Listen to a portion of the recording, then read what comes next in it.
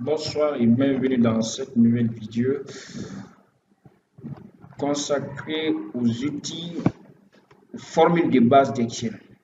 Voilà un tableau un peu vaste où on nous demande de calculer le montant hors taxe, la remise et net hors taxe. C'est un petit travail, mais qui contient des pièges. Nous allons d'abord commencer par calculer le montant hors taxe. Égal, on va dire quantité fois le prix unitaire qui est là. Je tape Entrée.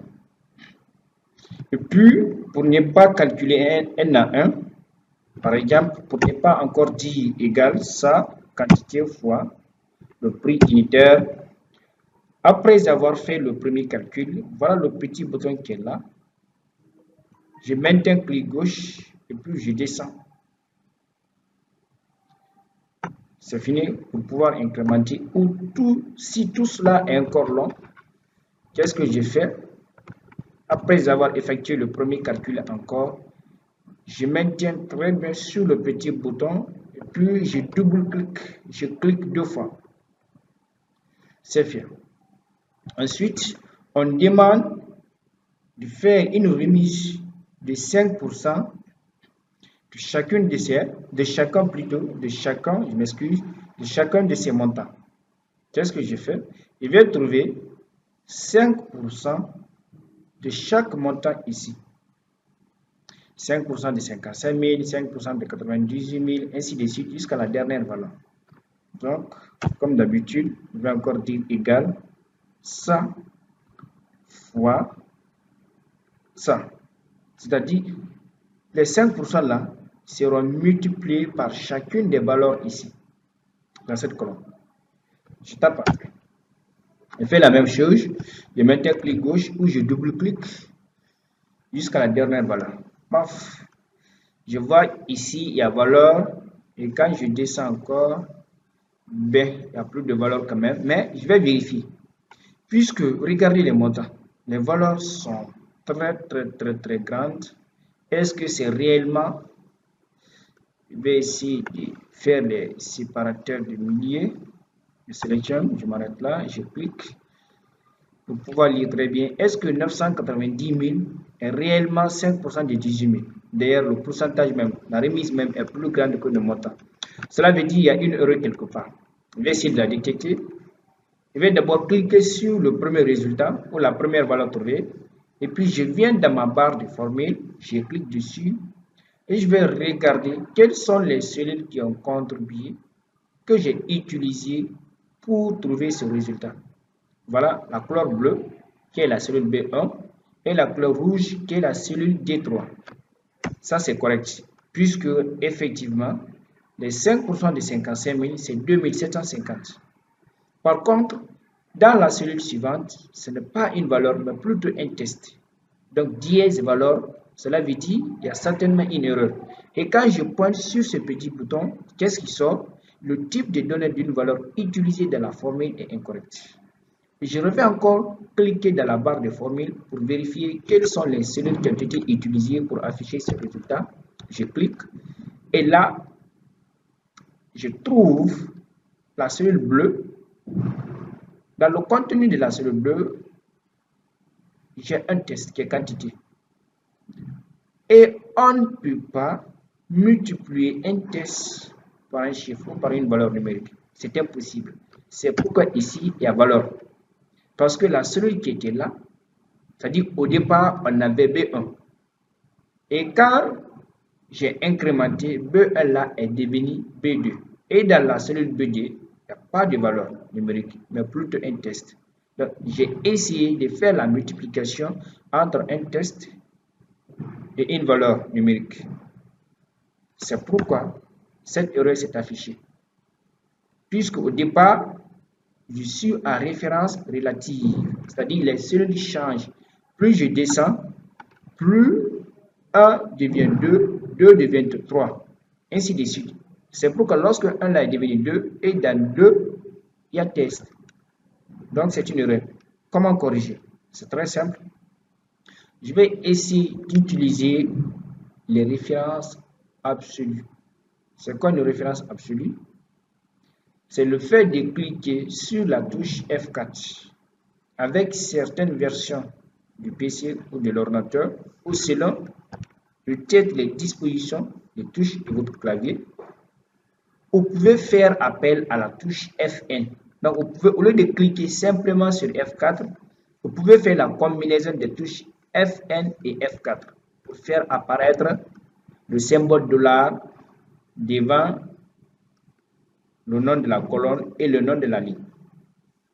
Les colonnes sont numérotées en Excel, les colonnes sont indexées par des lettres et les lignes sont indexées par des numéros. Donc, je vais essayer de mettre en référence absolue les 5% là, puisque la référence des 5% là, c'est B1, c'est-à-dire les 5% se trouvent dans la cellule B1, alors que les 5% là doivent être multipliés par chacune des valeurs ici, pour trouver 5% de chaque montant ici.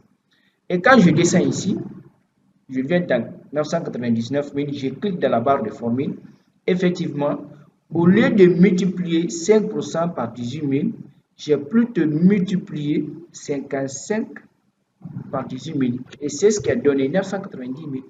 Donc, ce n'est plus 5% de 18 000, mais plutôt 55 divisé par 18 000. C'est ce qui a donné 990 000 francs. Alors que moi, je voulais que les 5% là soient multipliés par 18 000.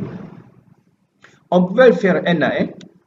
Mais si nous décidons de faire un à un, imaginez, il y a combien de valeurs ici? C'est énorme, ce serait fatigant. Pourquoi utiliser Excel? On utilise Excel, c'est pour nous faciliter notre gestion, c'est pour nous faciliter la tâche. Sinon, ce n'est pas la peine de l'utiliser. C'est pourquoi il faut comprendre cette technique de base. Donc, je fais quoi? Je viens au niveau de la première valeur. Je cherche la référence de ces 5% là. Dans quelle cellule se trouvent ces 5%? Je clique dans la barre de formule et toutes les cellules qui ont été utilisées seront colorées. Donc, c'est ici B1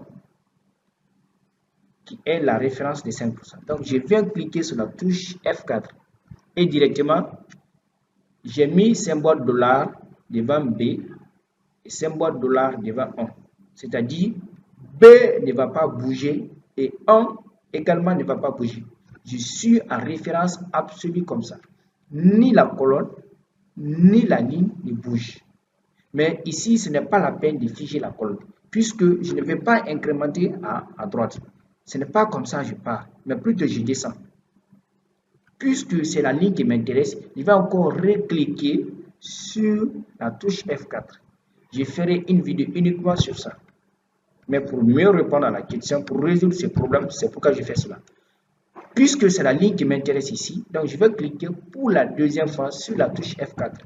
Si le clic simple ne fait pas apparaître de l'or, il faut faire appel à la touche. Il faut faire appel à la touche Fn. Il faut alors utiliser Fn et F4. Donc je fais Fn F4 ici. Pour la deuxième fois, je n'ai que ce symbole $ devant le numéro. Cela veut dire le numéro ou la ligne est verrouillée. C'est-à-dire 1 là ne va jamais devenir 2 puisque je l'ai bloqué. Je l'ai bloqué. J'ai mis symbole $ devant 1. Et puis je tape Entrée. Cette fois-ci, même si je descends jusqu'à la dernière ligne, je vais trouver les résultats corrects. Je lâche. Effectivement, les résultats ont changé. Donc, quand je clique ici, je vais d'abord cliquer ici. C'est toujours les 5%. Ici aussi, les 5%. Ici également, les 5%. Je descends encore. Je clique encore ici. 5%. Également, 5%. Et voilà. J'espère que la question ou le problème est résolu. Bien, je vais répondre à la dernière question. Montant hors taxe égale. Dans ce tableau, je vais seulement faire la différence entre le montant hors taxe et la remise pour trouver le net hors taxe. Et puis, j'ai cliqué sur ce petit bouton pour incrémenter. Voilà, c'est fini. Et c'est tout pour cette vidéo. Merci de votre attention. N'oubliez pas de vous abonner pour plus de conseils et astuces informatiques. Je ferai beaucoup de vidéos informatiques, mais dans un premier temps, je me base beaucoup plus sur Excel, puisque c'est un logiciel européen et j'insiste sur son importance. C'est très important.